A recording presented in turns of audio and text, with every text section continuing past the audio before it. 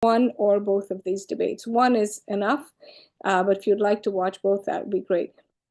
Tournament structure. So the first, now, what I was going to start off with, which I think may come later in this PowerPoint, is that when you come into the room, there's certain things that we face.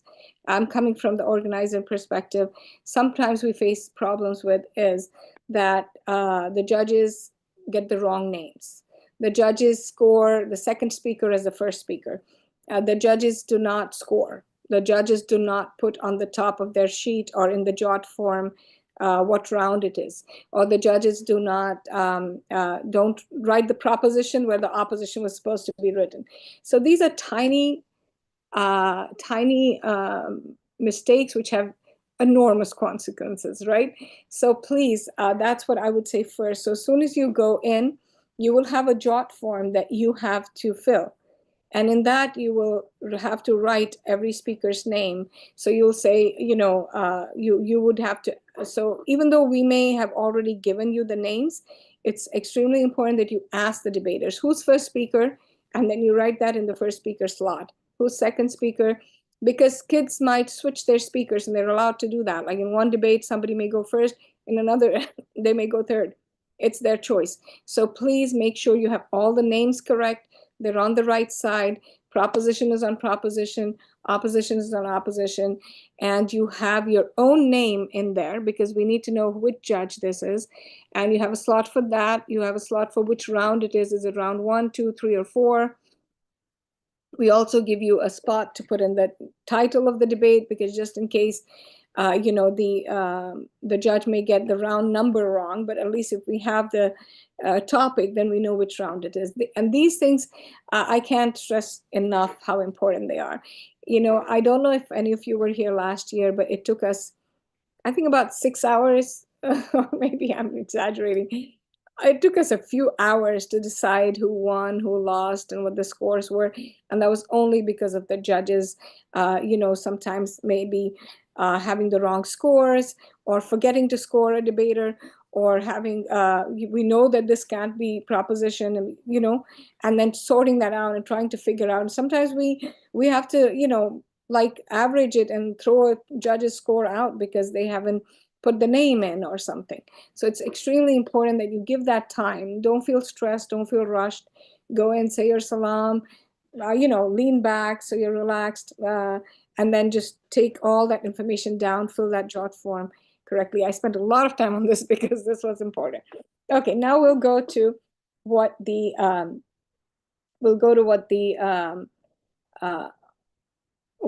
timings are. So you will be timing the debate as well. So I thought we would have, let me just see if this is, okay, well, I'll start with this slide. So this is how it goes. You start with, of course, there are two sides. One is proposing the topic and the other is opposing the topic. So the first proposition will go first, and then you'll call the first opposition speaker, then you'll call the second proposition speaker, then you'll call the second opposition speaker, and then you will call the third opposition speaker, and then the third proposition speaker. So this is very important to know that the first and the last word goes to the proposition. That means a proposition starts the topic and ends the topic. It's much like, lawyers and debate and stuff as well. And that you would be calling the third opposition after the second opposition. So this is the order, and the timings are written here as well. 5-minute speeches for the first 4 speeches, and 4-minute speeches for the last 2 speeches. Any questions at any point, please just unmute and interrupt me at any point. I don't mind that, and that would be the healthiest way to get us to understand it fully. So that's just your how it works. And then going back to this, so the first and second speakers get 5 minutes, third speaker gets 4 minutes. Now the time warning of how you do it will be is very particular in an online debate.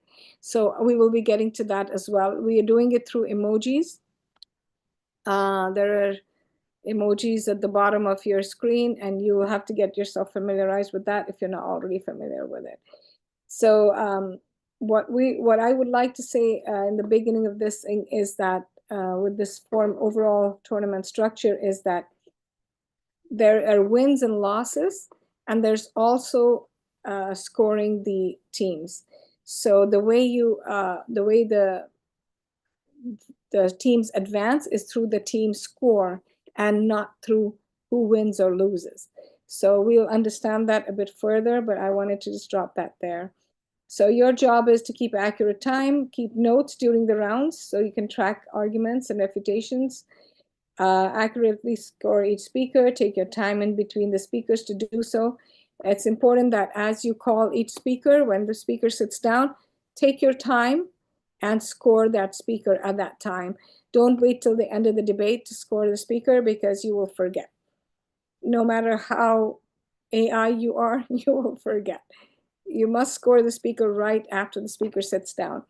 And decide which team has won, that's at the end. And decide who the best speaker is. That's an easy one because you just take the one with the highest score. And if there are two judges, you just average the score. You do not consult each other on who the best speaker is. This is also something you could remember. When it comes to who picking the best speaker, you just take the two scores and you average them. And you just see, who has the best score. Winning and losing, that you have to consult each other, but not on the best speaker. State the reasons for your decision and provide constructive criticism. So the goal of the debate, we'll do this later. I know we don't have enough time to go through all of this, but you have this doc, so please read this doc. It will reinforce what I'm saying now, and also you will get, you'll get more details. So now, let's see how the debate is supposed to go. So the first thing, right away, the first thing in a debate is that they need to be debating the same thing. So we look at it like a tennis court. If somebody is hitting a ball on one side, the other side must hit the same ball. If the other side is hitting a different ball, you're not going to enjoy the match. So the main thing is to be able to define the topic, define the scope of the topic, what lies within, what is going to be debated and what is not going to be debated. What are you contesting? And that is for the proposition to decide. It is not for the opposition to decide. So we call this the divine right of definition, because in case any of you have judged other formats of debate, that may not be the case in all formats, but in parliamentary style, which is our style of debating, the proposition has a divine right of definition. So, which means that they can define it. So if there is a topic, for example, if there is a topic like, what is it? Cell phones are bad. They could say something like, cell phones are bad for elementary and middle school children. So any argument about high school is irrelevant to the debate because they have defined the topic. They have drawn limits onto what is within the topic and what is not within the topic.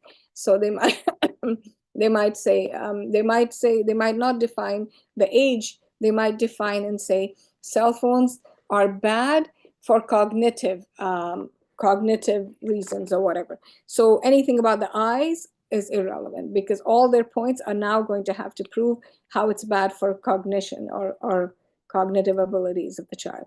So yes, the rubric is in here. We'll be going through all of this.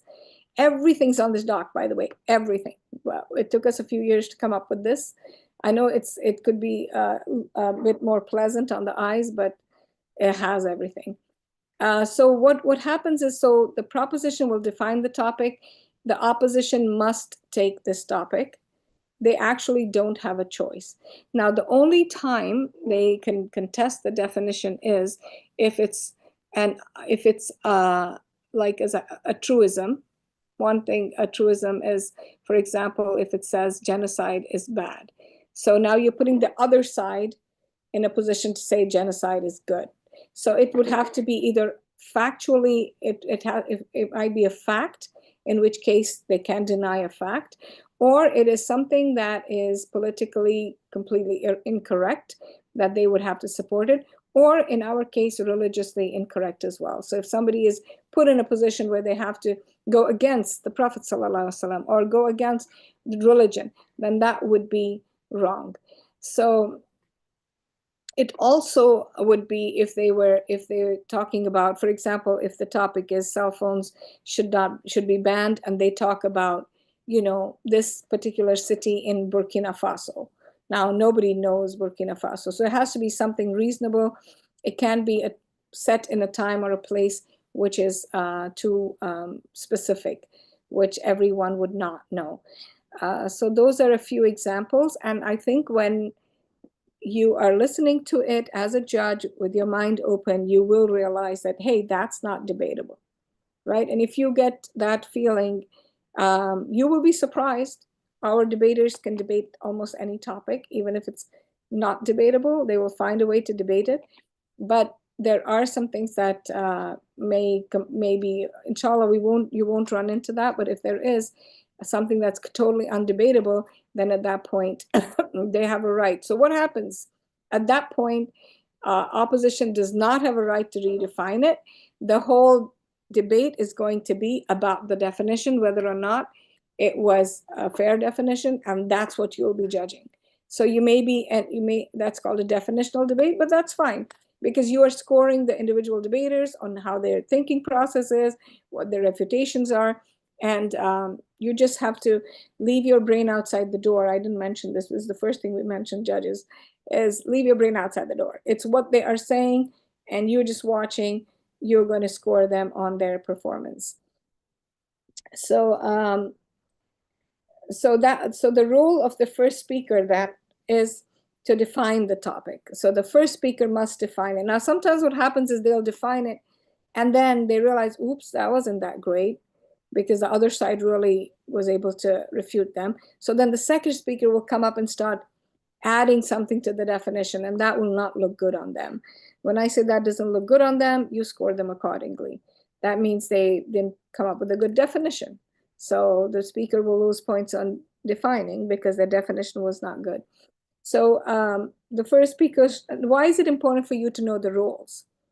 It's extremely important for you to know the roles, because that's what you're scoring them on. If a person fulfills their role, you score them accordingly. So here's the role. The first speaker sets the definition, defines a topic, defining meaning, giving you the scope of the debate. They set boundaries. It provides a team stance. That means tells you where the team is going to go. This person should also be giving you like a roadmap, saying this is what we're going to be proving this to you on 3 grounds: political, economic, and social. I will be doing the political and economic. My second speaker will give you the social. So the judge already knows, okay, this is what's coming. The opposition already knows this is what's coming. It's important, because that way they can be clearer and they can have a better debate. And then, of course, they will go through their points. So if you see a structure in their point, they do it well. And if they fulfill all this, then they've done a good job. After that, the second speaker comes up. They will have to refute everything the previous speaker says.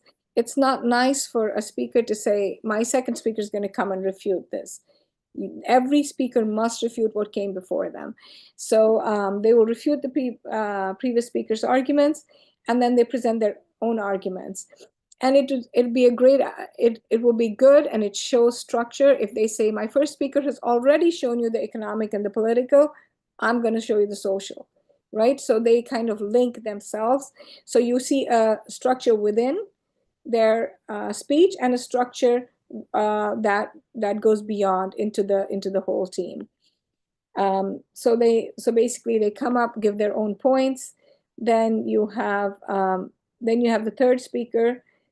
So this would happen for both the speakers. And then when the third speaker comes, this third speaker is going to be, now this is a very critical one. The third speaker comes, and we say summarizes the debate, but they actually analyze and summarize the debate. So what they have to do is they have to say, this is what this debate boiled down to. This is where the main clash was. And this is why we won this debate. That's what they want to show you. They want to show you that Here's what happened in this debate. Because it's almost like this. The tennis ball is being hit from both sides, right? It's being hit from both sides. And the third speaker's role is to say, hey, it was them who dropped the ball. They want to prove, they should be proving that to you. They dropped the ball on that argument. They dropped the ball on this argument. And they'd have to show you that. They don't need to give you a repeat of what happened, which some junior debaters might be doing, because you're taking good notes. You don't need that. You have it all in front of you. You've taken notes. They just have to tell you why their side is superior to the other side. And they also do something called weighing the debate. Weighing the debate means they will kind of, you will hear them say, in the propositions world, blah, blah, blah, in the opposition world, blah, blah, blah. So for example, if you are talking about cell phones should be banned from schools, that they might say something like, in the propositions world, no one has freedom. People, it's a tyrannical rule. People, school shootings will happen and nobody can help out. It's a disaster. And in our world, we have rules and regulations. We have, and people are compliant by turning their phones off, but you are allowing, respecting the children, stuff like that. They'll give you scenarios to make it look like their side is superior. And of course, you are judging to see who is actually doing the better job. Now we come to POIs. Any questions up to now? I hope people are hearing me because I don't know if anybody's. No? Yes? We can hear you. Yeah, we can hear you. And you're listening too, right? Not just hearing. Inshallah. Okay. Bismillah. So POIs. POIs are points of information. That's what it's called. I think we should edit that to put it there. POIs are points of information. So you remember the first two speeches, the first four speeches are 5 minutes each. So the first and the last minute of this speech, we call protected time. No one can interrupt anyone in the first and last minute. But the 3 minutes in between, the opposition can actually stand up and interrupt. And if you see that picture in the corner there, there's somebody standing, they put their hand on their head and another hand stuck out like this. Of course, online, they're just going to have to say POI, or they might unmute and say POI, or they put their hand up. So they basically are interrupting the speech and asking permission to speak. It is up to the person who is speaking to allow them or not to allow them. So they should be, the POI should be very short, brief, 10 to 15 seconds. And it's something that they are just poking a hole, asking a question, throwing out a comment. They shouldn't be giving you a long speech. They should, and so you can't do anything about it if they do it wrong. But the person who is speaking is the one who has to stop them. So what you are doing as a judge, right, at that point, is you are seeing, does the opposition team get up and try to give any points of information, or are they just sitting and letting this person speak for 5 whole minutes without interruption? Because you see, the team does not want the other side to be speaking for 5 whole minutes and influence the judge. So they want to poke holes at every point that is being made. What I suggest to my teams as well is that every point that's being made, you should have something to say. So what happened, that's for the ones who are standing up. Now, the one who is actually giving the speech, he should not, or she should not, allow herself to be interrupted constantly. So you are judging 2 things here. You're judging the team to see, are they active? Are they speaking? Are they getting up? And do they have something to say? And when somebody actually stands up, you are watching them and you're seeing how smart that comment was. And was it succinct? Was it quick? And then you're also seeing the person who is speaking, right? The speaker at that point. Do they have a command of the floor? That's what you're judging. Do they have a command of the floor? How do they handle their POIs? Do they, as soon as anybody stands up, they allow them to interrupt and they say yes every time? And so they lose track of what they're saying, they go off on tangents, or they get nervous and they forget what they were saying. Or do they have a handle of what they're saying? So they only allow them if they are not getting interrupted.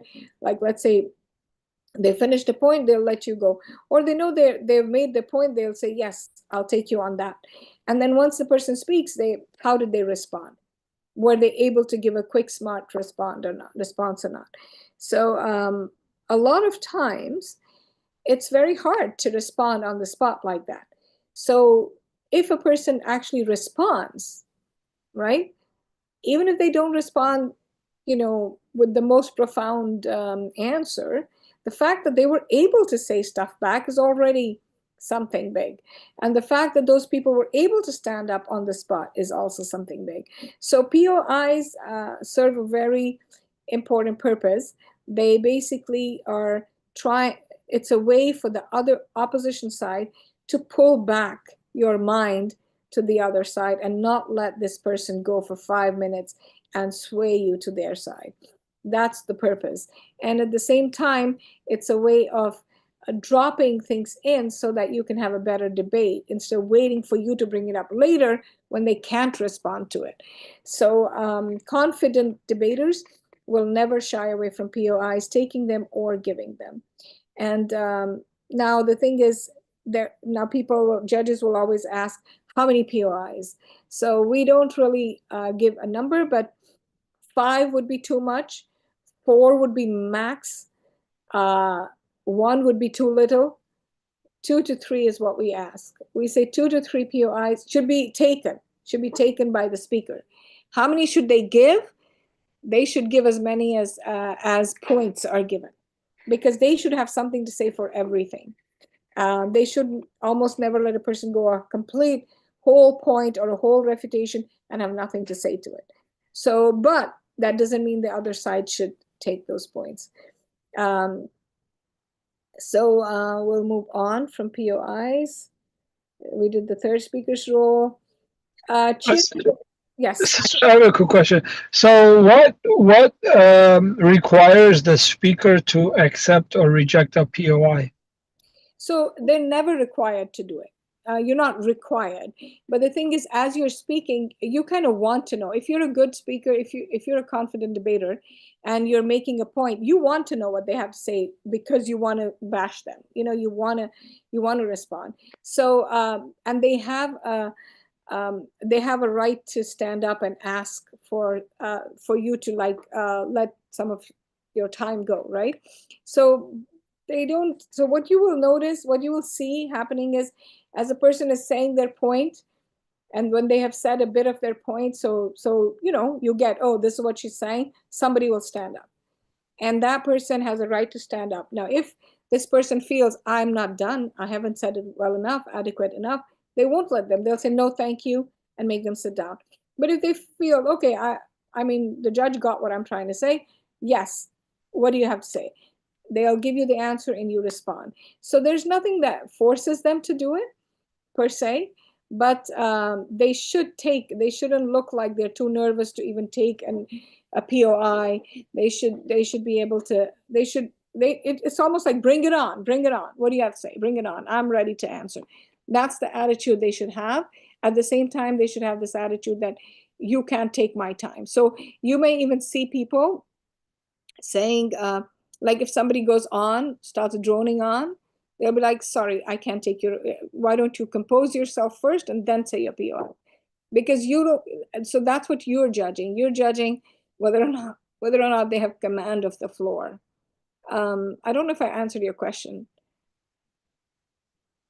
because you're saying what requires them. So nothing really requires them, but they want to do it, and they look good if they do it. If they don't, Yes.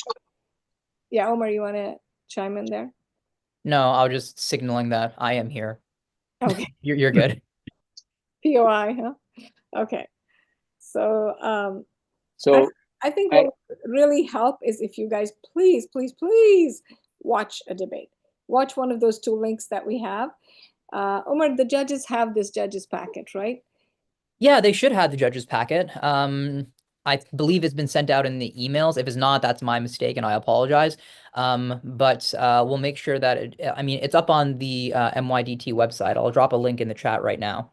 Yeah, so the thing is that there are those two debates. It will give that's why I was saying a lot of this, if you watch it, it'll give you a much clearer picture than anything I can explain right now, especially things like heckling or, the POIs. So, Brother Kamal, did you want to say? Oh, yeah, I had a quick follow-up Yes. related to POIs. Yeah.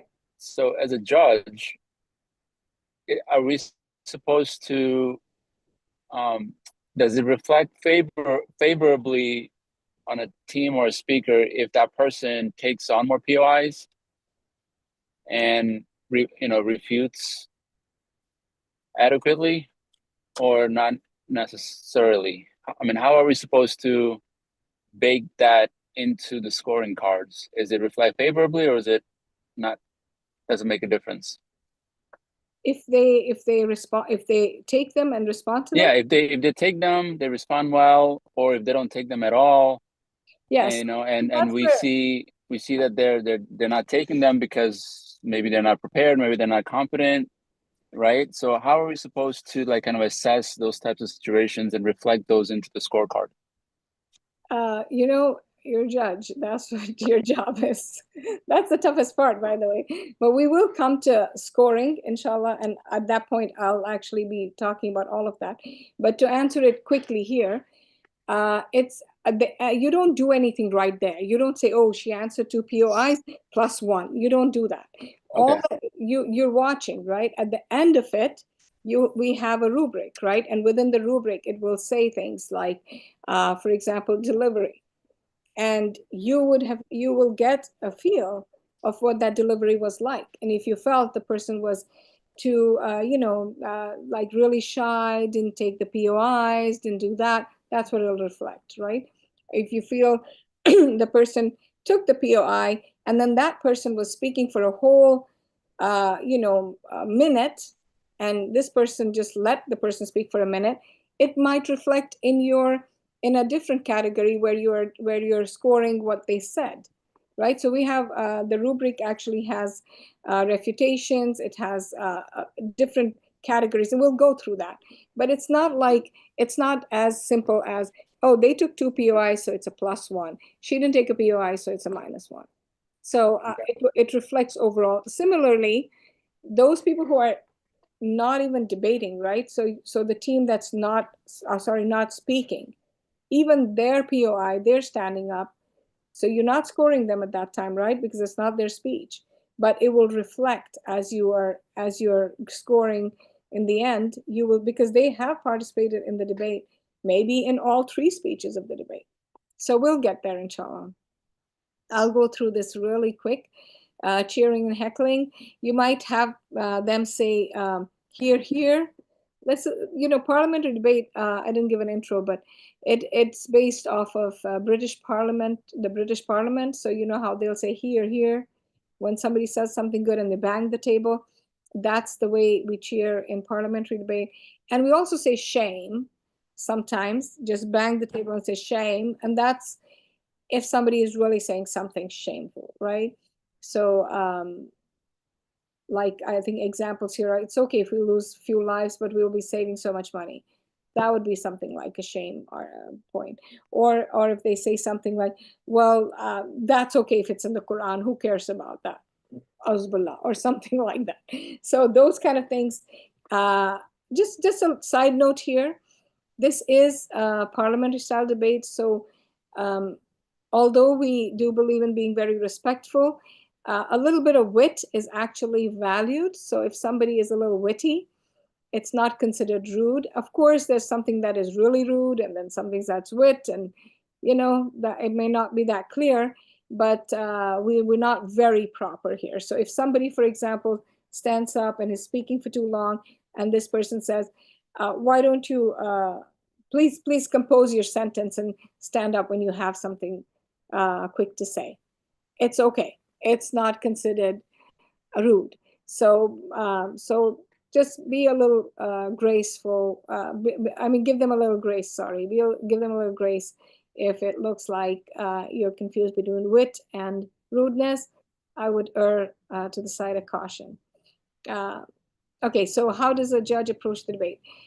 What is that? Okay, so now we're at the judging part now. So good, we're at the scoring part. So yeah, so the thing is, the judge, all this slide is saying here is that you cannot bring in your personal opinions, and you're just an average person, an average logical person, logic being the key here. You don't have to be an expert on the situation. So for example, one of their debate topics is on oceanography versus space. Let's say you work at NASA, please don't bring that in. You may have a lot more knowledge than the kids bring in. There may be so many better arguments that could have been out there that they didn't bring. It's irrelevant. We say leave your brain outside the door. Basically, you leave your opinions and your mind outside the door. All you're looking at is, how did these guys perform? And so, for example, if there was something that could have been refuted beautifully and easily, and the other side didn't refute it, you can't say that's a weak argument because they didn't refute it, right? So you can't actually bring in your opinions and stuff, so that you approach the debate as an average, average, sensible, common sense person, not an expert in a field. And also, you try to take, there is a time where you might have to put in your mind, but in general, and we'll get to that, but in general, no, it's not, you don't need to bring in anything. Everything is what, if you have an excellent debate, if you witness a very good debate, it will be the third speakers who will tell you what happened. But that doesn't happen that often, so I wouldn't count on that.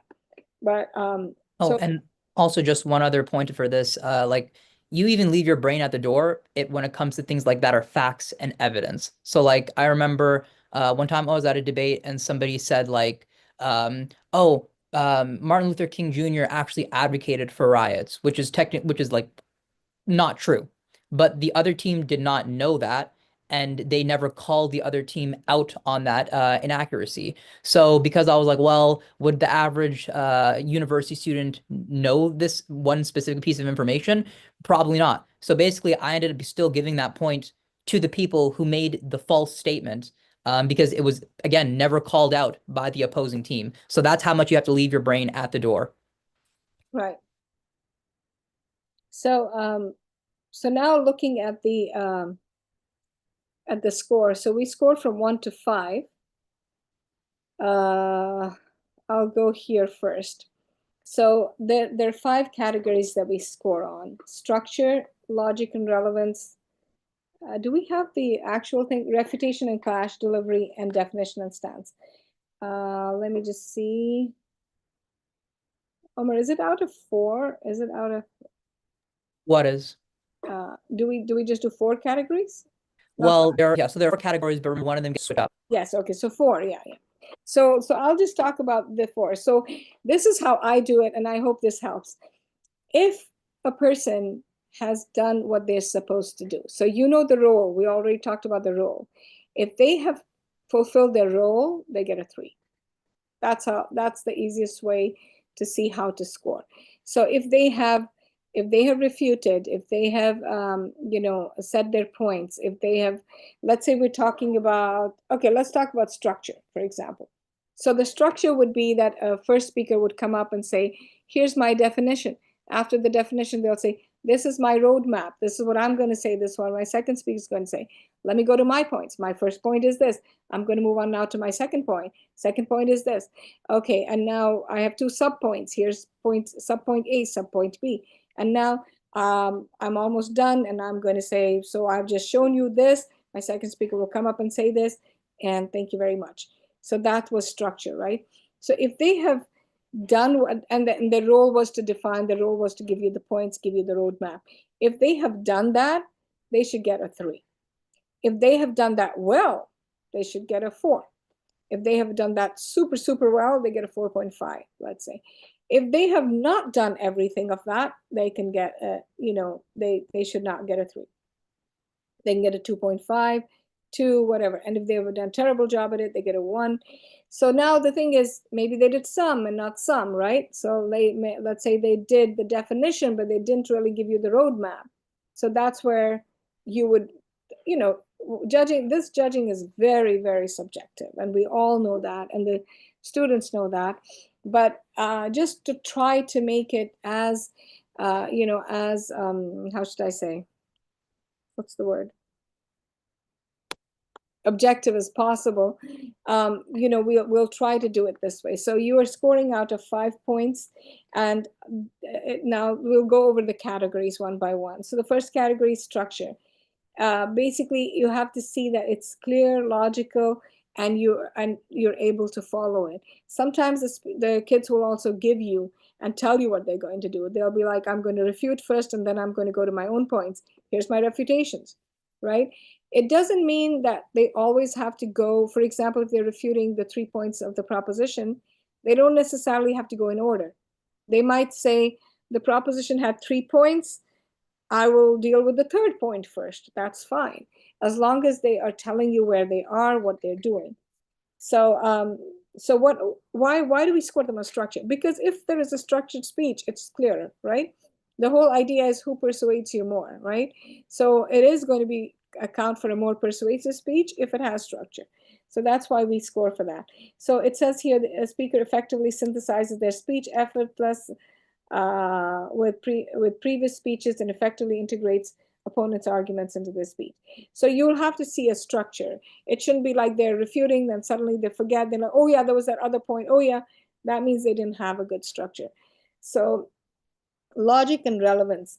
This is actually, although it says logic and relevance, it is talking more about the points that are constructive. You have the refutations and then the constructive speech, right? So what are the points they are actually presenting? So it will talk about those points, and it demonstrates. So you have to see that they understand the topic, that their points are relevant to the topic. Many times you'll find points that are irrelevant to the topic. I had just one of my debaters tell me, Coach Alvi, what do you think if I say that if we take money out of defense and put it into into studying the oceans and studying space, here are the 3 benefits we get. No more wars, no more hunger, no more something. Great point, but it's irrelevant to the topic. The topic is we must prioritize ocean study over space. And he's talking about saving money, getting money from defense and putting it into both of these things. So it's irrelevant, but sometimes kids don't see that. And I do want to caution you that middle schoolers are middle schoolers. We shouldn't forget that. It's very important for everyone to keep in mind. If you're judging high school, you will have a certain level. Judging middle, I've been coaching for 20 years. And there is a ceiling, the middle schoolers, they have a ceiling. They can't think beyond that. The high schoolers have a ceiling of their own. So please don't judge the middle schoolers as if they should have been high schoolers. Just remember their age. It's 11, 12, and 13 years old. So it's very important to remember that. And going back, now I don't have structure here. So going back to logic and relevance, the delivers arguments backed with solid reasoning and thorough evidence. So they need to present the argument, give you the reasoning, and give you the evidence. We call it the AREs: assertion, reasoning, evidence. So they should say cell phones are not good. Cell phones should be banned in schools because they can be a distraction. And then they can give you, then they can say, imagine if you are sitting in a classroom and your cell phone is allowed and you just want to look up, something that the teacher is saying, and then a YouTube thing pops up, or a show, whatever, something, TikTok pops up, and they'll just give you something. Now, what is evidence? It's very important to know what evidence is. Evidence can be what I just gave you. I gave you a scenario, like imagine when you're sitting there doing this. Evidence is something that no one can deny. So evidence is not necessarily statistics. Evidence is not necessarily, you know, a study that was conducted, although those are evidences, but evidence can also be something that no one will deny. So if it's an example where it's quite clear and you don't need to go beyond that to prove anything further, then that's evidence. And in parliamentary debate, especially in the impromptus, we're not expecting them to have tons of research behind their, you know, under their belt. We're expecting them to come from their mind. And that's what parliamentary actually prides itself on. It prides itself on the impromptu and coming up with convincing arguments and evidence from your mind, not necessarily from a study from somewhere. In fact, it's actually considered a crutch. And we've seen that happen. Like in the research debates, people will just have this study from somewhere and then they just hold on to it the whole time. So that's not always the best way. Moving on, a refutation and clash is about how, first of all, did they or did they not refute every argument that was brought up before them? Now, it would not be only the arguments that are new that are brought up, but also comebacks to the arguments that were already there. So, for example, first speaker proposition says something, the opposition says something to that. Now, the second speaker of the proposition has to say something to what the first speaker of the opposition has said. So, and they have to also refute what new stuff the first speaker of the opposition has brought up. So they'll have to refute what they brought up, and they'll have to give comebacks to what their original argument was, which was refuted. So they should never leave anything alone. Every time a ball is hit on one side of the court, the other side must hit it back. And if you drop a ball, you basically lose that argument in that sense. So sometimes people may choose to drop an argument because it's very minor, but you know, it's better for them to always address every argument. And if they do choose, the other side should say, we said this, and they had nothing to say to that. They should still point it out. So logic and relevance is, so that was refutation and clash. So of course, first of all, you look at you look at if they have answered everything, and then of course, if they've answered them adequately. So that's what you give a 3, and then if they've done it well, then you give a 4, and so on. The POIs also could be a part of this, like how did they refute the POIs? You could be looking at it here as well. But the POIs are really, in the points of information, they go into almost everything. They go into structure, because you will see if the debater was able to manage their time, including the POIs, you'll give them more for structure. If they let the POIs take them away, you give them less for structure. If in their own points, in their logic and relevance, they were interrupted and went off on a tangent because of a POI, you'll consider that. If in refutations, their POI helps them or they did a good job, you'll consider that. So POI really goes into everything, and especially into delivery. So delivery is, delivery is the easier part, I think, for new judges. It's just how well they speak, their eye contact, their tone of their voice, things that public speakers look into. And, just do they keep saying, like I keep saying it. So that's all delivery. So delivery is what you would look in a public, public speaking. That's there. However, these are scored separately. Now, can I also say one thing? Yes. Please don't be swayed by delivery. A lot of people will be like, oh, that guy's a great speaker. Like, look at how well he articulates himself, his vocabulary, he's so confident. Look at that posture. But really, sometimes what they can be saying is it's all like style, but no substance. So like you can give them a high score on delivery, but don't let that like overvalue the logic, the structure, the refutations in clash. If there's someone else and they have all those logical components, the really important parts of a debate, but they don't deliver that well, they should be scored higher than someone who delivers excellently, but they have no logic, no refutations, no clash, none of those things. Exactly. So that's actually what the difference between public speaking and debate is. And that actually comes into play more when you're looking at who wins, right? So we'll be going into that slide just now. But before that, we want to look at this last category, which is a special category for only the first speaker, because the first speaker does not have to refute anything. So the refutation and clash category is replaced for the first speaker by definition and stance. And your jot form will have it, right, Omar? The jot form has it, so you won't confuse you. So the first speaker gets scored on how well they lay down the foundation of the whole debate. Do they define the topic? Now, you might have some who just define the terms, and that's not what you're looking for, really. You're looking for defining the scope of the topic. So, so definition and stance would be then defining the topic and giving the roadmap, saying this is what my first speaker will do, this is what I will do, this is what the second speaker will do, and telling you how you guys, how the team is planning to convince you on their side. So they get scored for that.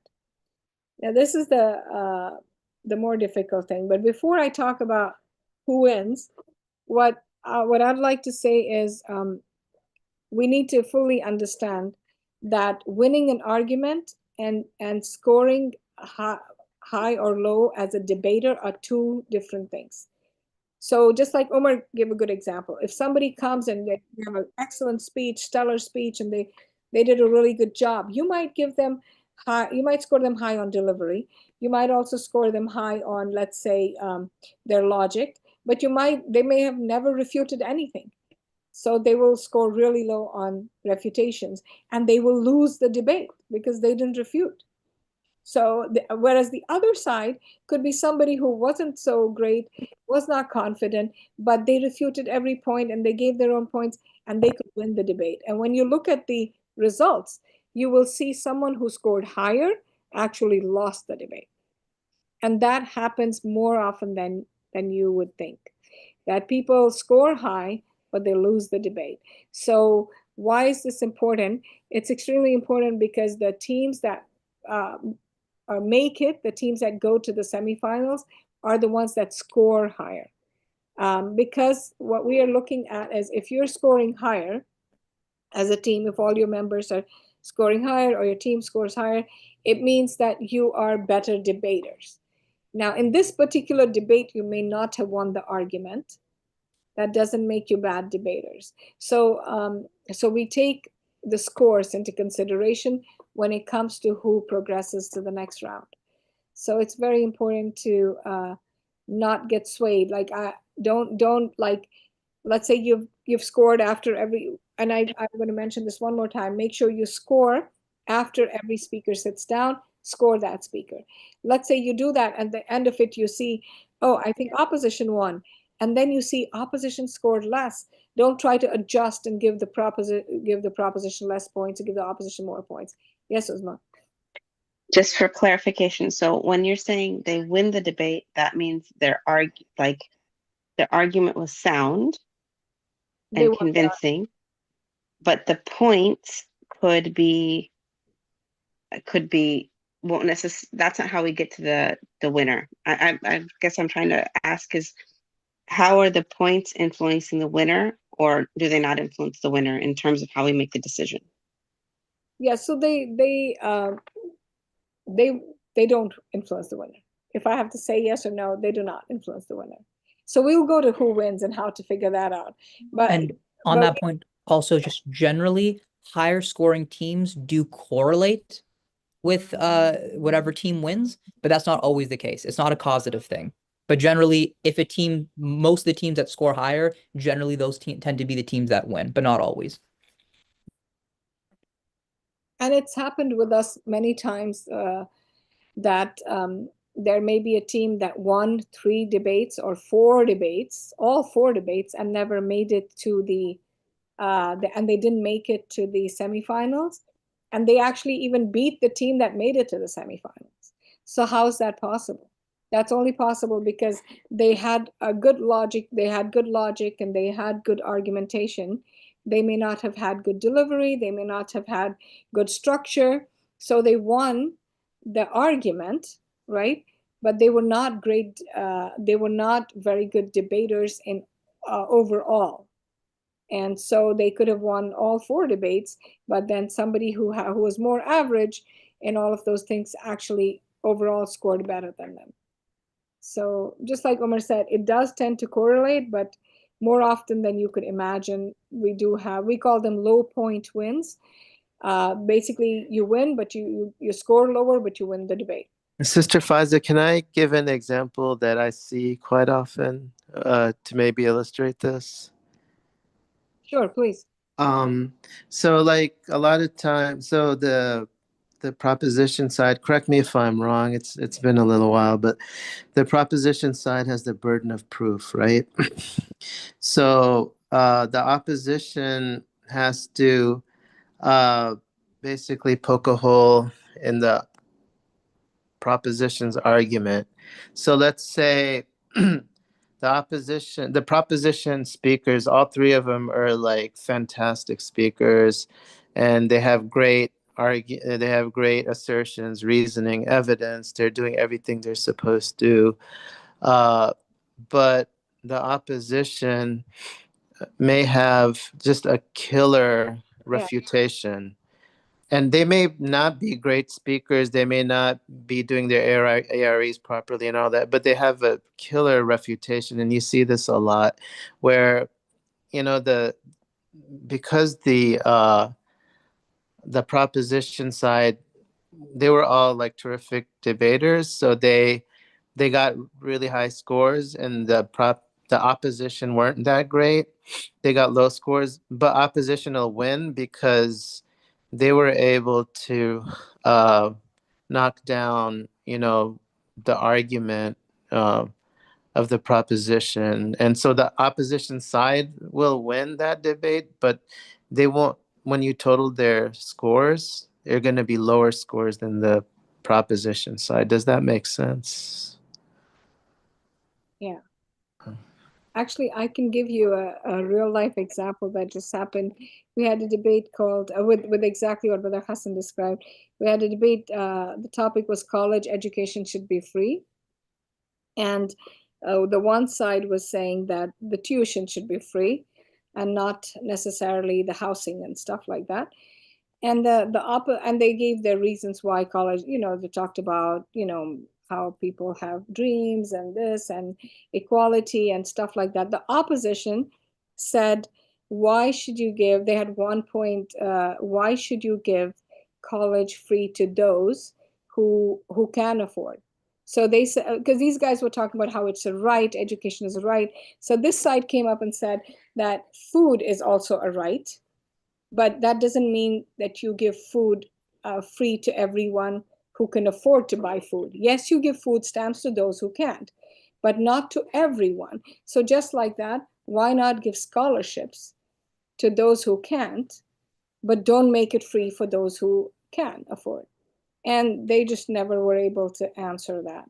And it was just, like you said, it was a major hole in their case that they weren't able to fulfill, even though this side may not have had everything else, but this one refutation that they weren't able to, which they could have said, where are these scholarships going to come from? They could have said stuff, but they were not able to. They kind of tend to ignore it. And then, they kept saying, no, it should be free for everybody, otherwise it's not fair.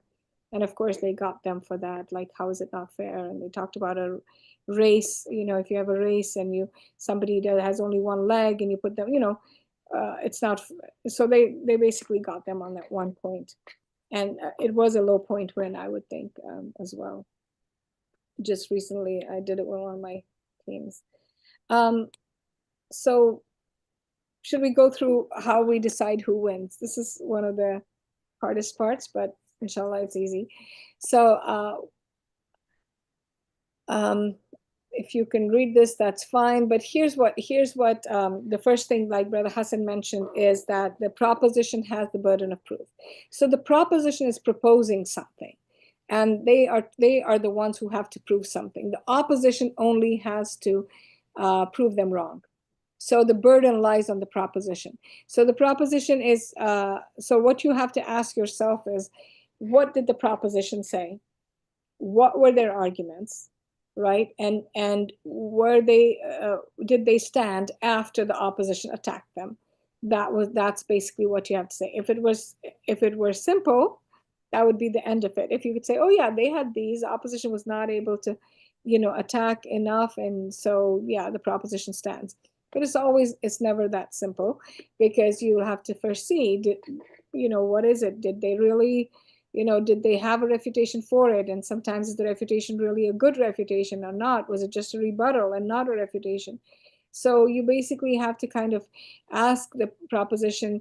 You have to see, okay, this is what the proposition is proposing, and these are their, this is how they're coming with it. For example, I can just, I don't know, give an example will be good. Like, let's say the ocean, I don't know what the exact topic is, but ocean studies or oceanography should be prioritized over space exploration. Ocean exploration should be prioritized over space exploration. So what you as a judge would be like, they would have to think of this.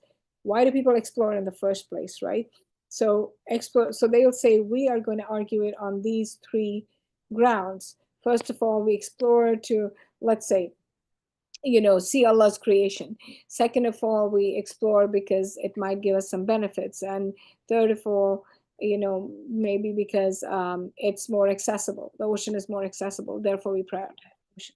Now you have to see, what did the other side say to that?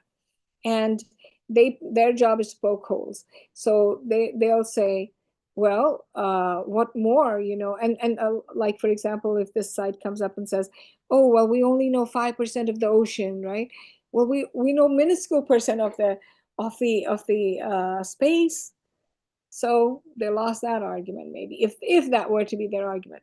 Then they might talk about accessibility, and they'll say it's more accessible, it's cheaper, blah blah blah blah. Then what did the opposition say to that? So if the opposition says, I don't know, what would they say to that? Maybe they would say, well, I don't know what they'd say to that. I don't really think about this. But let's say they, come on, Omar, help me out here. What would they say to that? Anyway, whatever they say to that, you'd have to see, did that hold water? And then what did they do to come back, right? What was the comeback they gave? So once we get this, you look at that and you see, were they able to plug that hole that was made? That's what you have to see. Were they able to plug that hole? And then in the end, you would see, did they, you would have to basically see if they have adequately responded to those things, then they win. If they haven't, then they don't. Now, it's still, again, not possible. Maybe for some arguments, they did it, and for some, they don't did it, right? So then you'd have to, again, decide, like, okay, there were 2 arguments that they did and 2 arguments they didn't. It would ideally, it would be the third speaker who would tell you that. Ideally, a third speaker would say, look, we had these arguments and these arguments, but this argument that we won is much more significant than all of their arguments that they think they won, or it's more practical, it's more realistic. Their arguments, then even if it happens, it's not realistic. That's what a third speaker's job is. But you don't see that happening, especially in middle school, because they're not there yet. So then at that point you would have to kind of do that, basically see that, let's say each side has done it. You would see, which of them maybe is a stronger argument. That's when you are allowing your brain in now, within what they have already given you. Like, okay, yes, there were these arguments, but this was a stronger one. So they want to, but this was a stronger argument that they want. Or this is more it has more impact, or it's more overarching. And in that case, if you're in that situation, yes, like Omar said, there may be something that's factually wrong. Maybe if you are in that position where it's equal, I don't know who to give it to, and then you might be able to bring your own mind in and say, well, you know what, this was a lie, so I'm not gonna let them win on a lie. So I'm just going to read off what's here. It says, let's say each side prove one argument. You look at the significance of the argument. I think we did that, and its overall outcome on the debate. You may also look at what has a greater impact. So that one side is talking about saving millions of dollars, other side is talking about saving lives. You also look at the probability of the argument, like the probability of avoiding war is minimal, but saving money is more likely. So although avoiding war is better, it may never happen, whereas saving money is very probable. So these are the kind of things that ideally, you never have to bring your brain in. Ideally, this is what the third speakers or along the way they are telling you. But if they don't do it, then that's when you have to do it. You can also look at any arguments that would drop. Normally you wouldn't do that, but when the other side does not pick it up, then you would. I'm just going to say one more thing, which is extremely important here. And that is that, I don't think I said this yet, that the third speakers cannot bring in any new points. So the third speakers, a lot of times you will see that the third speakers are the ones that, not a lot of times, but you may see that happen, that they're the best speaker in their team, and they will come up with all the refutations and everything, and they do, and it's too late, because the other side does not have a chance to respond now, because you brought in all these things late. So it's very important that if the third speaker brings in a new point or a new angle, even within a refutation, just a new angle that would require the other side to respond, and they don't have a chance, then you cannot consider that. You just ignore that they said it. You just leave it out. If somebody is doing a lot of new points in the third speech, you might actually dock their points, because they should know what their role is, and they should know that they should not be bringing in new points. So there's only one little glitch here, and I'm going to go back all the way up to, I'm going to go up to this here. It's a little tricky. It gets a little tricky. So the first proposition, first opposition, second proposition, second opposition. Second opposition is allowed to bring in new points, right? But right after that comes a third opposition. And the third opposition, so the proposition has not had a chance to respond to the second opposition's points. So the third proposition, I hope I'm not confusing you, the third proposition will have to respond to the second opposition's points, and it might look like new points because they haven't had a chance until now to respond to this. However, I feel that if it's a completely new point, a completely new line of reasoning, then at that point, you would still consider it a new point. You can't give it importance because the other side cannot respond. You can't come up with this great point when there is no chance for the other side to speak. Because as you know, there are no POIs in those last speeches. They cannot be interrupted.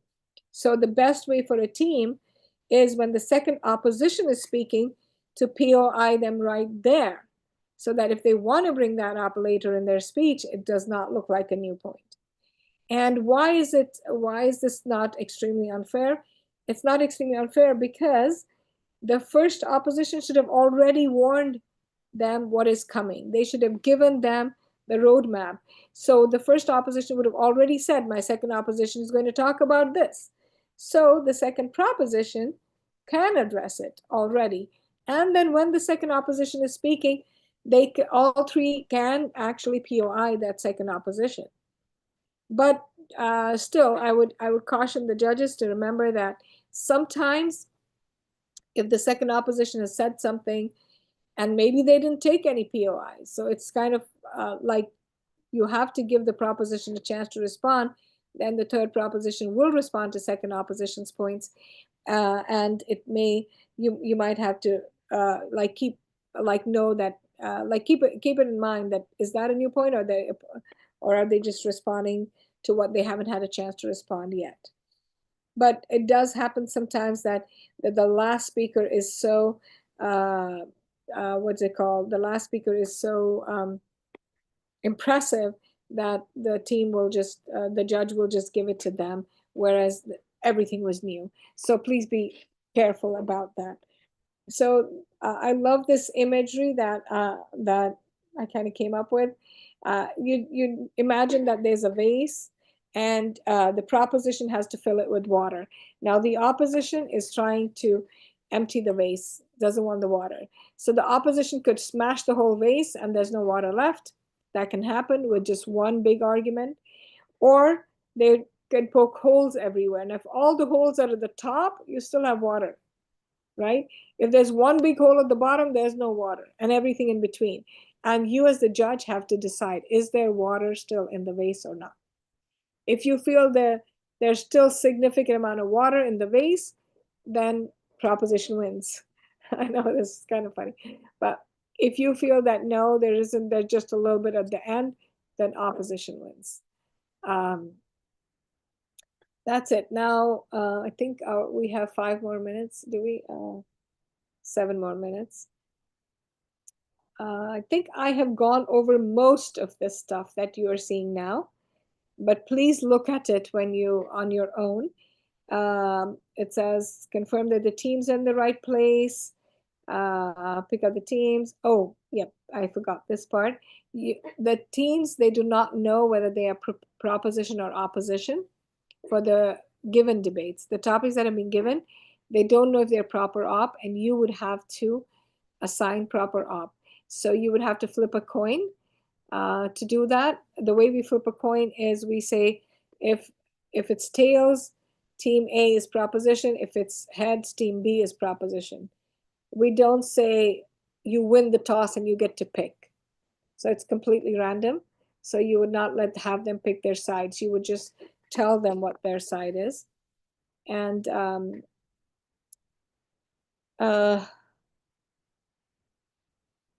then starting a round, you call upon the speakers. I call the first speaker for the proposition. You have 5 minutes. Time begins when they start speaking. We have some clever kids who will say, judges, are you ready? Okay, I will be beginning my speech now. No, their time begins when they start speaking. Why are we saying this? Because it does take a little bit to get your confidence, like Rabbi Shahri Sadri Yassir Amri, or if they want to say respected judges or whatever, to say a couple of words. So if they want to do that, they need to do that within their time. So they can't just do that before their time and then say, okay, my time begins now. So you might want to mention to them, your time begins when you open your mouth. Yes, I did not emphasize enough. I did mention that please take notes. Please, please, please, please, please take notes. If you don't take notes, I can guarantee you may not be giving the right win or loss. It happens so many times to even the best of judges, veteran judges, 20-year-old judges, that when they come out of the debate, they're like, oh, I think opposition won. And they go back and look at their notes and they're like, oh my God, this point never got refuted. Or they see something else and then they change their mind. It's very important that once the debate is done, you look at your notes. Don't say who won immediately. Look at your notes, follow the flow of the debate. How did it go? Who said what? And then make that decision, please. It's very important that you do give the debaters their feedback. It's extremely important you tell them their scores. So you'll have to tell them their scores so that they know what they did. It's also important to give them feedback so that they can learn. Now I know some judges are really nice and they don't want to give the negative feedback, but trust me, the debaters will love you because that's what they want. Please tell them what they can improve and not just, oh, you did a great job and the PC lovey thing.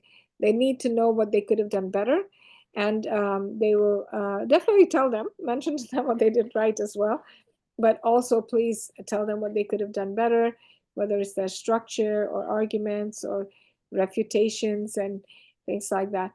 And if you do feel the need, you could tell them that there was this other argument you could have brought in, but that's actually not that important because that's more about, hey, I know something that you don't know. That's not important. What's important is what they said, how they said it, and how they could have said it better. As we go down, I'm not sure about that, Uzma. You're asking if new judges will be paired. We always try to do that. It also depends on how many judges we have. So sometimes we throw you in cold turkey, and inshallah, we pray for the best. Just make sure you make your own dua as well, that Allah makes you, do the right thing.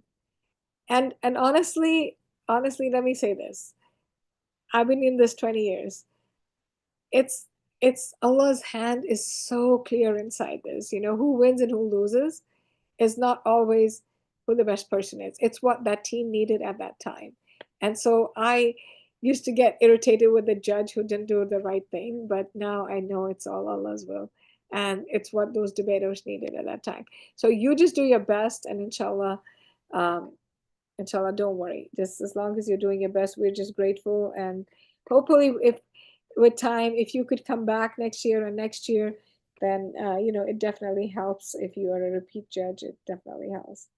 Also, we are still technically looking for judges. So if there's anyone else who, like, I don't know, we have a lot actually. We have like 15 or 16 right now, but we just have so many teams that we need even more. And the more judges we get, the more likely it'll be that we can pair inexperienced judges with experienced judges, inshallah. So like, again, I know it's last second, but really if someone registers like tomorrow, we'll take them. If someone registers at Fajr time, the morning of, we will take them. We'll take them, but we'll put them next to somebody who is senior. Right? Yeah. Yeah, we won't just give them. Coach Faiza, did you happen to show them the actual form that they're gonna be filling out? No. Give me 1 second to see if there's anything else that I want to miss. So and they don't have to commit to the full day. They can just do half day. Like if it's just the first 2 debates or the last 2 debates, that's perfectly good too. Like just let us know which ones you can debate for. the other thing is, please, if you are 2 judges, please score individually. We want to see you score differently. We don't want to see, we don't want you conferring, oh, shall we let's give her a 4. We want to have you use your own minds. So the only time, like I said, is if you're looking at the best speaker. At that point, you take the 2 numbers. I think we've done this.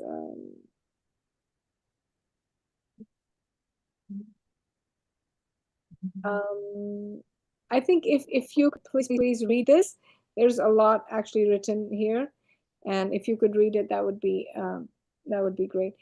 Did you say you wanted to see the rubric? Shall I just share it? Oh, I want to show them the form that they were going to be submitting it on. But you can show them the rubric too. Yeah, I think maybe the rubric, because I don't think this is hyperlinked, so I can't do that. Would it be all right if I shared my screen? Yes, please.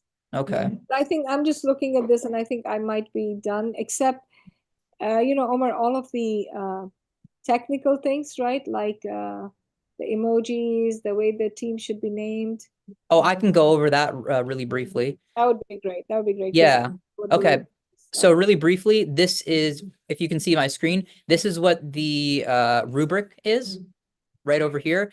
Every single judge should print this out and have it physically in front of them. It's going to be really difficult to just switch between tabs. There's going to be enough stuff happening on your screen. Definitely print this out and keep a copy with you. It's up on the link that I sent in the chat, and I'll make sure I also send it out in the judges chat so you have it and you can print it out. Just follow this rubric and you'll be fine, inshallah. Yeah, let me just, Omar, let me say something. I've been, just to the judges, I've been judging for so many years, and I still keep this in front of me. Because what I end up doing is, as soon as the kid is done speaking, I'll have an idea that, okay, they're in which box do they fall in. So let's say I think they fall in number, 2, that for structure. So I'll read, an attempt at structure is made but isn't clear, and then I'll read that. I'll literally read it. And quickly decide, because I have space. I have from 2 to 3, so I'll just kind of adjust it within that amount. But please keep this in front of you and always refer to it after every speech. It really helps. Yeah. And then this is you won't really need this. This is kind of just like a layout of the online form that you will be using. Let me show you that right now. this is the online form, the Jot form that you will be using to judge every single debater. So before Omar, can I interrupt you real quick? yeah. So how are we gonna get access to the Jot form? So on the live doc, see, this is what I mean when there's a bunch of documents that are happening. The live doc is a document that we will be updating as the debate goes on with up-to-date information. The most up-to-date information will be here, but there are also a bunch of very key links in this for debaters and for judges. The most important ones for you are, let's see, this one right here, which is like on the second or third page, and it says debate score keeping form. You just click it, and then it has a link here, and it opens up the link for you right over here. Again, I'll make sure I link both of these in the WhatsApp chat so you have access to them. So every single time you're about to start a new debate, you want to open up a new one of these forms, and then you'll want to fill in all of your information. You know, we'll add in your name here. You'll want to put in your email here. You'll have to verify before you submit. So basically, you can take verify email, and then on your normal email, you will get a code that you'll need, or like a check mark that says, yes, I'm verifying. And that's how you have to verify, basically. It's like two-factor authentication. And then you want to fill in this stuff. So like you'd be judging middle school. Let's see, which room is it? It would be something like middle school 3. Make sure you know what the proposition team is. Make sure you know what the opposition team is. Just like fill in all this stuff before the debate even starts. And then write down the topic. And then still before the debate starts, go through all the speaker lists and make sure you know who's speaking for who. You're like, all right, first speaker proposition, that is Bilal. First speaker opposition, that is Faris. And like go through this, because the more information you can add in before the debate starts, the less hectic it's going to be when you're actually judging, because you just want to focus in on, you know, actually grading them for structure, logic, and relevance, and all those categories, and giving remarks too. So make sure you do that. Again, you'll have like 1 or 2 minutes in between speeches to like finish writing all the scores here. But like the faster you can do that, the better. One minor thing about scorekeeping, please don't use like very precise increments. Like it should just be like 1, 1.5, 2, 2.5. Do not do like a 2.7 or a 2.75 or anything like that. Just 0.5 is the smallest increment that you should be like messing around with. It just gets really confusing for the tabulators when you do stuff like that. And then once you're done, you're just gonna at the very end, you know, you leave the debate, you say which team wins, you say why they won, you say who the best debater is, general feedback, and then you say that and then you claim that you're not a robot, and if you are an AI, then we can talk after. But you would click that, and then you just submit it, and then you return to this team, and then you give feedback. Sometimes what I do is I don't submit it yet, but I what's it called? I keep it there. Sorry, 1 second, Mustafa. I keep it there, and then I give feedback. That way I can reference the sheet. And then once I'm done giving feedback to the team, then I submit the form. Yeah, and then for the next debate, you just open up a new form and you do it all over again.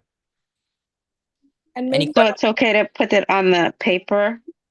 We can put it all on our paper and then move Yeah. it over to the, okay. Yeah, you can definitely do that. And in fact, I would actually recommend you keep a physical copy with you, because unfortunately this does happen a few times. Something glitches, you lose your internet connection, all the information is wiped. So please, I would again recommend this. Make sure that you're just like keeping physical on a sheet of paper in front of you. Just actually physically write down the scores. So in a worst case scenario, you can quickly just go back and type in everything. so Omar, that page that you said we don't need, is that somewhere that people can just print that out? You know, Yeah, they can definitely print it out. It's on the And this- website. It's right here. They can use that. yeah, that actually helps, because you know, it tells you for each one, like, and just a note over here, the logic and relevance, how it's only for the first proposition. The other, I mean, not, sorry, the definition and stance is only for first proposition. The others have refutation and clash. So if you just print this out for all of your debates and do it with hand, and then you can transfer it on there. And Omar, did you want to also talk about like the time?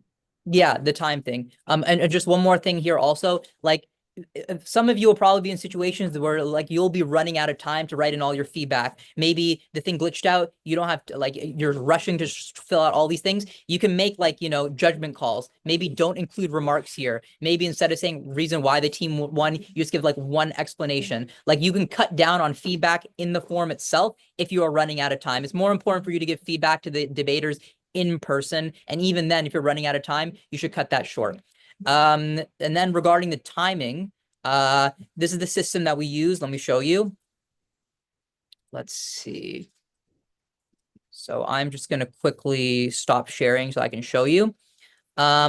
We use like these react emojis to indicate the time. So in a typical 5-minute speech, could you actually close that? So in a typical 5-minute speech, this is the system that we use. For the first minute, we go to the react buttons and then we show the X sign. This X sign means that like, no POIs are allowed. Then after 1 minute, we switch to the check sign. And that means that POIs are now allowed. And it's going to stay like that for the next 3 minutes. And then for the final minute of the speech, you are then going to again do the X sign. And again, this tells the debaters when POIs are allowed, and it also helps them keep track of time. And I want to make sure that everybody knows how to do this. So could everyone throw up an X on their screen right now? On the bottom bar, there should be a react heart thing. And then you just click that. And one of those, the X's and checks are both there. What do we do with the third speech? So, okay. Warning, right? After one. We're still trying to figure that out. To be honest, I think what we're going to do is for the first minute, we're just going to show the X. And then for the middle 2 minutes, we're going to show the check again. And then the last minute, we're going to show the X. But they only need the third minute. You know? They only need the third minute, you think? Yeah, because the first minute, they just need a 1-minute warning that, you know, wrap up, you just have a minute left. Okay, then if that's the case, what we'll do is we won't use any emojis for the fourth speech, and only for the last minute, we'll show the X sign to say you have 1 minute left. I think that makes sense. Also, some debaters like it when you write like 1 min in chat, it helps them keep track. I don't think it's necessary, but if the debaters ask you to do it, please do it. It just helps them so that they know if there's 1 minute. Like, so basically put 1 min after 1 minute, and then also just like throw up your check sign emoji, like do both of them. When time ends, what you want to do is you want to unmute and you actually want to say time. They should still be able to wrap up, like you don't need to rush them. But then if they go 15 seconds time over, you unmute again and you say time. And then if they still keep talking at 30 seconds, you have to say time, thank you, please sit down. Only cut them off at 30 seconds. Oh, and also, so whatever they say in those 30 seconds doesn't count. Yeah. That's very important. So anything they say, any word they utter after their time is over doesn't count. They could say the most profound thing after that. It's too late. Can we use the timer in the apps? Is that helpful? Or is that going to be distracting? You know, there are some judges that did it last year. I don't know, Omar, what you guys have decided this year, but can you show me how it would work? I would actually kind of like to see what that looks like. There's good and bad in this. You know, the good is that the kids also learn time management, but when they have the clock in front of them, they don't learn it because they're just watching it. So it's doing it for them. To be honest, I don't mind. Yeah, but it's not the big end of the world. And the kids are probably also going to be having systems that they use to keep track of their own time. Like we allow them to bring in digital watches or timers or something. So if they want to have big thing. I'm thinking more from my perspective of like trying to take notes and keep time and all of that. So if it's there, I can see it, they can see it. It might make it easier, like make it more accurate. That's what I'm thinking. If you'd like to, go for it. Yeah, I'd say that's allowed. Oh, and then another thing too is ultimately as a judge, you are the arbitrator of time. We're humans. We will make mistakes. We'll like forget to be like, oh my God, I forgot to put up the check and POIs. Like I'm 2 minutes in, I should have put up the check 1 minute ago. It's okay. You're human. As soon as you recognize your mistake, quickly just edit it and then just let the debate roll normally. And usually what happens is the kids will like do something that'll indicate like, oh, I made a mistake. Like maybe they'll try to do a POI and then someone will say, whoa, POIs aren't allowed. And you're like, well, POI should be allowed because it's 1 minute and 30 seconds. Oh my God, I forgot to do the check mark. And then you'll quickly just do it. It's okay. You're human. You make mistakes. Just try and keep track of it as much as possible. And ultimately, again, you are the arbiter of time, even if you do make a mistake. And the other thing is that I do tell the kids that they have to know, they have to know when 1 minute has passed. So even if the judge makes a mistake, they should be keeping track that my 1 minute has passed and I'm able to do my POI. I guess I'm just clarifying what Umar is saying. Umar is not saying that now there's no POIs allowed for 1 minute and 30 seconds. No, they get up and they should have that idea that, 1 minute has passed. So I think if they do put that clock thing on, it's probably okay. But Yeah. one thing that I forgot to mention, and it's extremely important in our online debates, is that reading. Omar, you want to talk about it, or Sure. So, do you want to eat first? well, 1 second. Say it. So reading is an increasing problem for online debate, especially with the advent of AI. It's become easier and easier to basically generate responses that are very, very relevant to the debate that's happening, and to just read off. And obviously, if you're reading, you're not really debating. So we punish reading very, very, very harshly. Basically, if you are reading, we can identify that you're reading. We will give you ones all across the board, just 1, 1, 1, 1, 1 everywhere. And some telltale signs that someone is reading is they're like speaking very statically, mundane. They're like just talking like this, like they are reading off of something. Sometimes you can also see like their heads in their eyes, they're moving, they're clearly following lines that are on the screen. They're getting smarter though. It doesn't. It doesn't happen anymore. They've Smarter. adapted. Yeah, he's a teleprompter. Another thing that can happen is that maybe their points that they prepared, they're very, very good, solid, structured, but for some reason the refutations, they just don't have any, or they're so weak, and that's because basically they didn't have time to research refutations for what the other team said. But then again, with AI, sometimes that disappears too, so it's even harder to tell. But like, if you can tell that they are reading and you are like 80% certain that they're reading, you should just give them ones all across the board. Like, give them the benefit of the doubt, only give them ones across the board if you know for like a fact that they're reading. I had one judge, she actually, she like took what one of the debaters was saying, she Googled it, and she found like the article that they were pulling from. So it's happened before. They can't read from online articles, they can't read from AI, and they also can't read from their own notes. Like, if they want to have notes, they need to have like a physical note thing in front of them. And even then, if you can tell that they're just like reading paragraphs off of the notes, that's reading too. They should only be like that would if they're reading their own notes, it just reflects in their delivery. They will lose points in delivery for reading, but that's not cheating. So cheating is where you punish them. But then how do we make the distinction between if those are their notes or that's just like an article that they printed out? It's really hard. I mean, that's the problem. With the prepared debates, it's harder.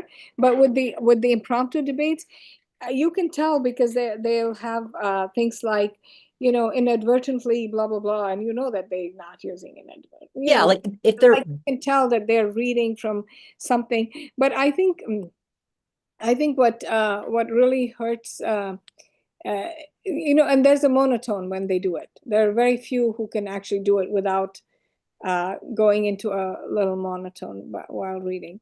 But reading has been because it's really unfair. It's really unfair, and they're not. Their delivery is not their delivery. If you have it written, it's not the same. Their logic and relevance is not their logic and relevance. Their refutations is not their refutations. So please, that's something you might want to. And then a great point that she said, if they're using vocabulary that is way beyond their reading and skill level as a middle schooler and a high school, they're probably reading. And if they're pulling out like crazy statistics that just like go on and on and on, they're like, in Ukraine, 15% of all males above the age of 15 did this, this, this, and then they like do this for every single person, they're probably reading. So and there's also another thing that happened was that, it's an impromptu topic and they suddenly have all the statistics. Yeah. Right. And this happened a few times, like their opposition, the proposition defines it, and there's no way they knew what the definition was, because we give vague topics as well. It's a vague topic, and the definition, and how do they have that? So what are the rules? As judges, you need to know the rules. The rules are that they can do their research, but once the debate starts, they can't research anymore, even if they're not speaking. Like even if they're coming next, they can't research. Research stops when debate starts. Another rule that I wanted to mention was once the speaker gets up and starts speaking, their buddies can't help them. So they can help them while they're sitting down. They can discuss before the person goes up to speak.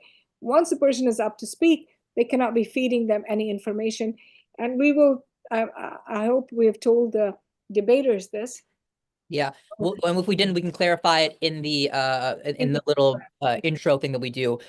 Sometimes some of the debaters, what they might do is they might have like a cell phone on the table that they're using to communicate with each other, like if they're not on the stand. But you can tell when they're like talking into the cell phone because they're talking and they're muted on the screen, but clearly they're communicating with their fellow debaters. Like that's not allowed while the speech is happening. They technically could like give each other a quick call in between the speech, but like while the debate is happening, that's not okay. And you as the judge should make a reminder of that. If you notice that this stuff is happening, if you notice that someone is reading, if you notice that someone is like using their cell phone when they're not supposed to, in between the speech, you just say, just reminder, no phones are allowed. You're not allowed to read. If the judges notice that you are reading, we will deduct you heavy points. Give any kind of also, the thing is, the other two teammates could confer with each other while this person's speaking. Yeah, so they might be talking to the other one. It's about judging their intentions, so it gets really tricky. But even then, I still don't think they should be using their cell phones during the debate itself. Like they usually have a Google Meet or something going on. Okay, yeah, that's fine. If they're like private messaging each other or through Google Meet, that's They definitely should not be feeding the one who is speaking at that point. Yeah, that's not okay. Like Umar said, it's getting increasingly difficult, but at least as long as you know, and then yeah, you do your best. And then if there's like a very strong concern, even like maybe if you suspect someone is reading, you could put something in the chat and say, hey, this person kind of in the judges chat, I suspect that this person is reading. That way other judges can be like prepared and they can like be on the lookout for that sort of thing. But again, give them the benefit of the doubt. If you can't prove that they are reading, judge them normally. Also just briefly on the scores, I'm only give them like a 5 is absolutely incredible. You wouldn't change a thing. Very, very rarely have I ever given out 5s, and I only do so for delivery in most situations. A 1 is really the worst that anybody can get. I personally have given people 0.5s, but there's such rare situations where it's literally like, honestly, if they didn't come up and stand, their team would be in a better situation. Like you have to go up as a proposition and say, yo, you know what? The opposition's right. They've got a few good points. And then sit down. That's when you're getting a 0.5. And some debaters have accidentally done that. Sometimes they lack confidence and they just say something like, you know what? They had some really good points and it's really difficult for us to come up with anything to say against them. And they're like defeated. And then that's all that they can say.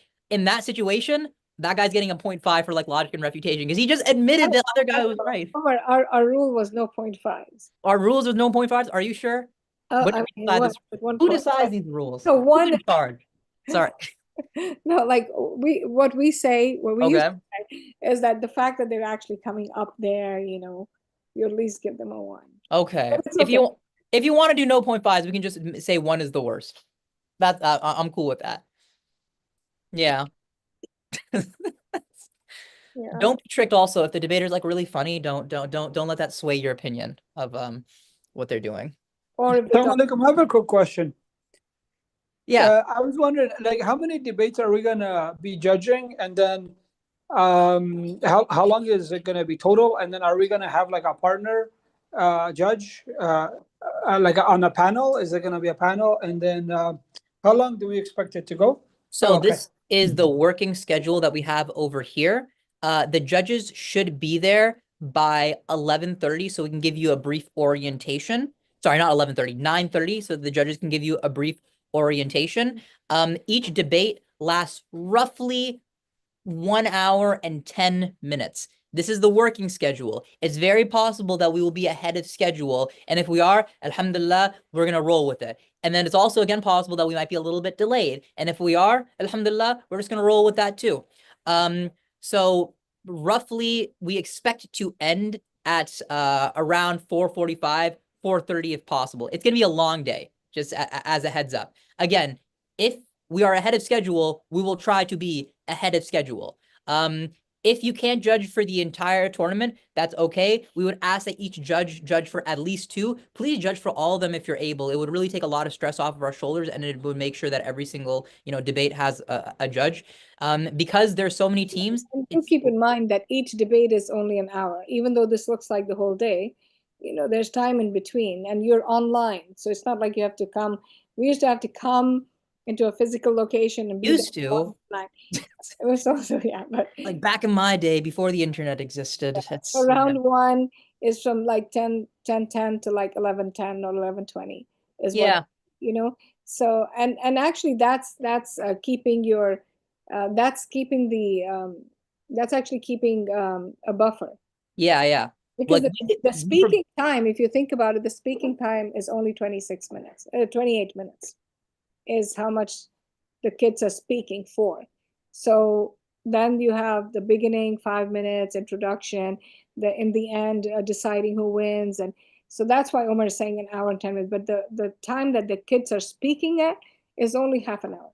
Yeah. So inshallah, 1 minute, you can give an hour, then you take a break, go do what you have to do, come back, give an hour. Hopefully you'll be able to, don't look at it as the whole day if you have to do 4 debates. Yeah. And again, I hope we can be ahead of schedule.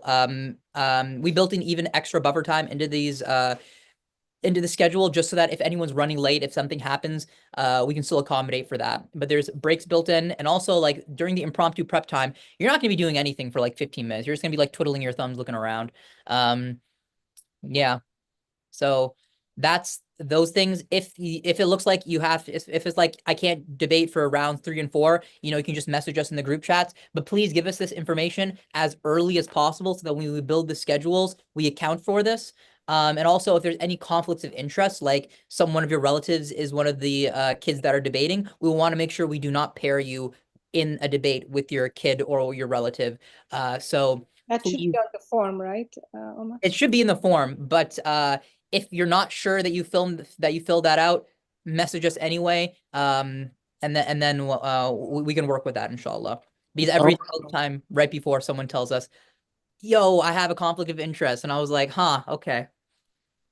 Omar, if we know now we can only do like half the day, how do we get you that information? Just message me. I think you should be in the judges group chat right now. So just message in that chat and say, okay. Yeah. I just say I can only do rounds like 1 and 2, something like that. The judges WhatsApp group, right? Yes, correct. Okay, all right. If I may, Omar, Yeah. tell me if I'm wrong, but we do tend to see a lot of people going for round 1 and 2 and not 3 and 4. So Yeah. if you have a choice of either morning or afternoon, maybe go for the afternoon. Is Yeah. that good enough? Yeah, no, you're correct. And again, we would still love it if you could do all 4 of them. Like, even if you can like do 3 and you can only not do 1, we'll take that too. Like, the more you can debate for, the better, because we're always like scrambling for judges on the day of it. It gets pretty desperate. I'm not gonna lie to you. Yeah. She knows. She's had to like call just her daughters randomly to like start judging before, and then like the bottom line is that we ask the teams to give judges. That's how most of the competitions work. If you see, they always ask you to bring in a judge, but we've never enforced it. And I think, Omar, this better be the last year, and we should enforce it. we can hope. We've slowly begun recommending it more and more strongly each time, so maybe one day we will actually be able to force it. If it's okay, can I leave now, Omar? I think so. Just does anyone have any final questions?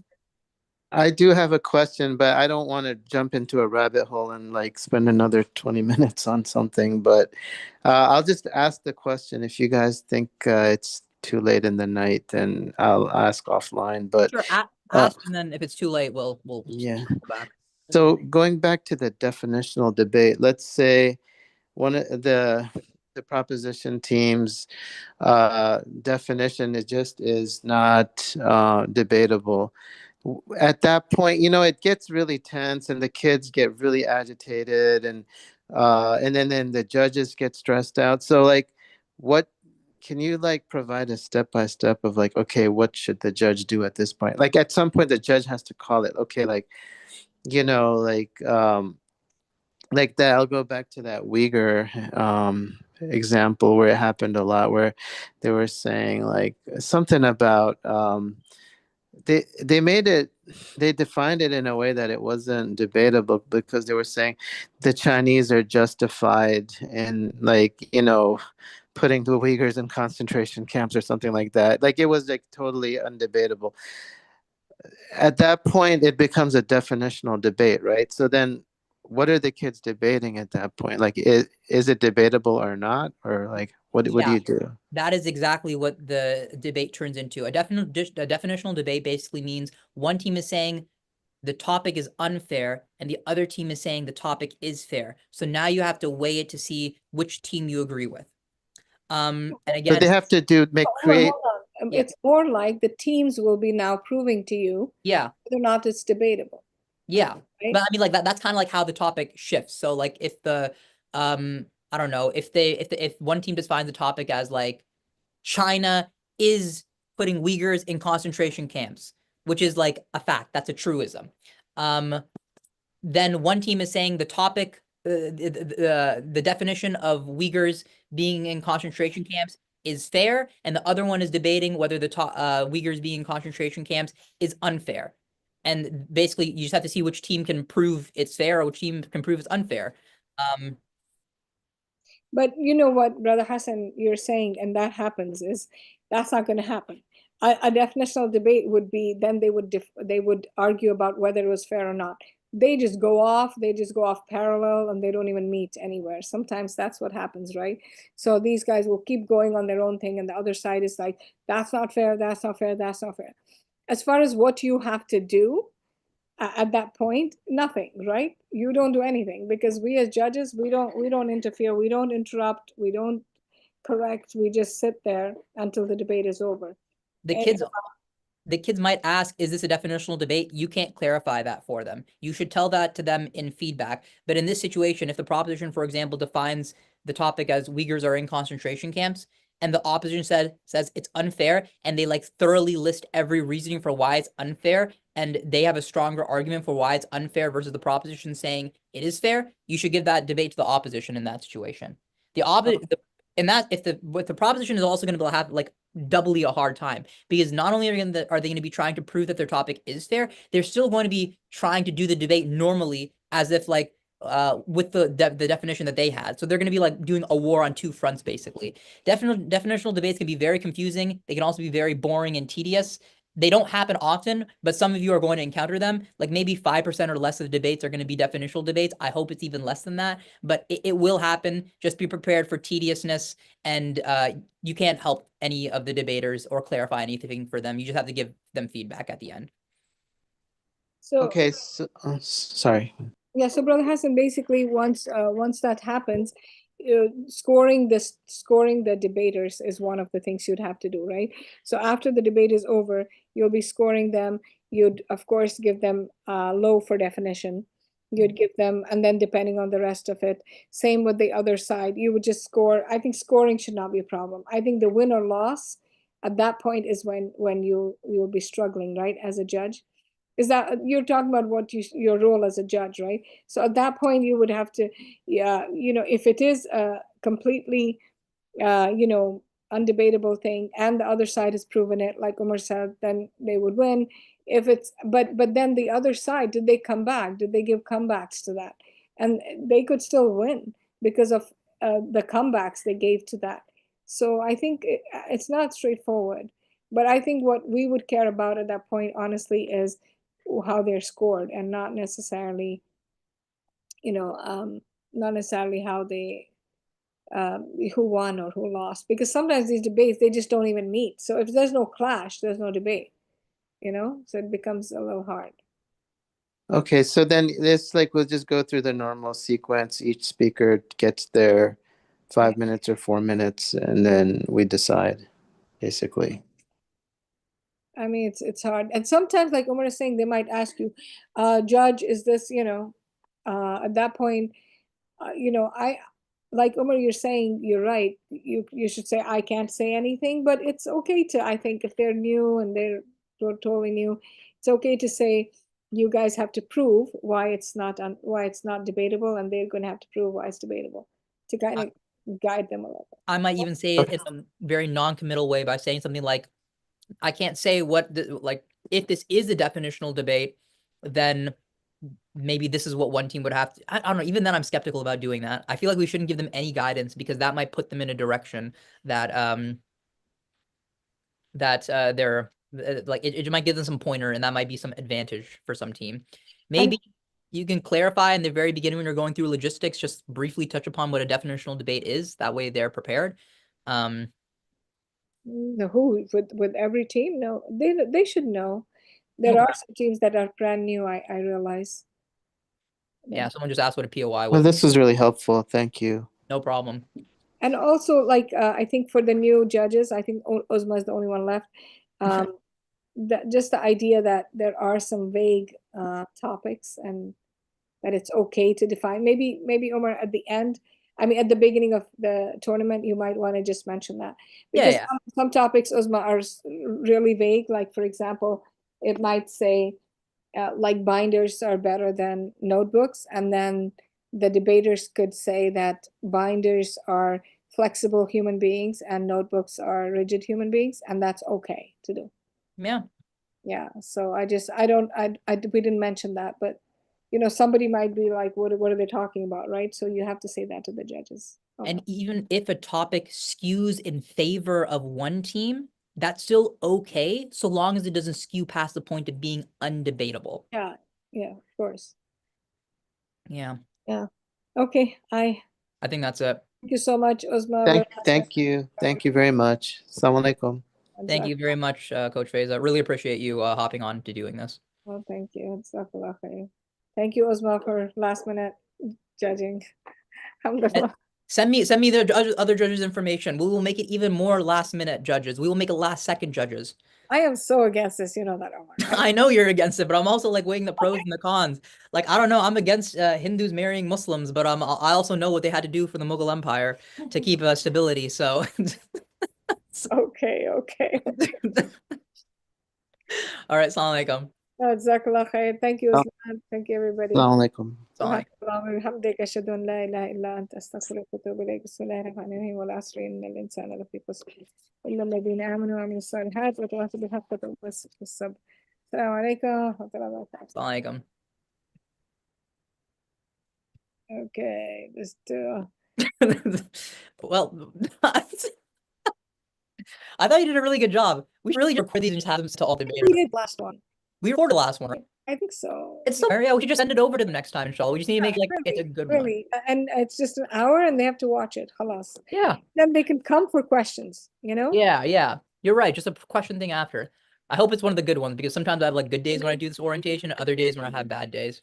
I don't know. I honestly forgot about it until 10 minutes before, and then I'm like panicking, and then I said, just follow the, you know. No, you did fantastic. And it's also just because, you know, you teach this stuff all the time and you're always in the debating mindset. Like for 20 years. Yeah, for 20 years. No, I did the last one and I was like, I was a little bit more like scatterbrained on what I should do. Even the PowerPoint itself, it's like arranged in a really weird way sometimes. We should fix that PowerPoint. Yeah, we should. We should like move things around. Maybe one day I will.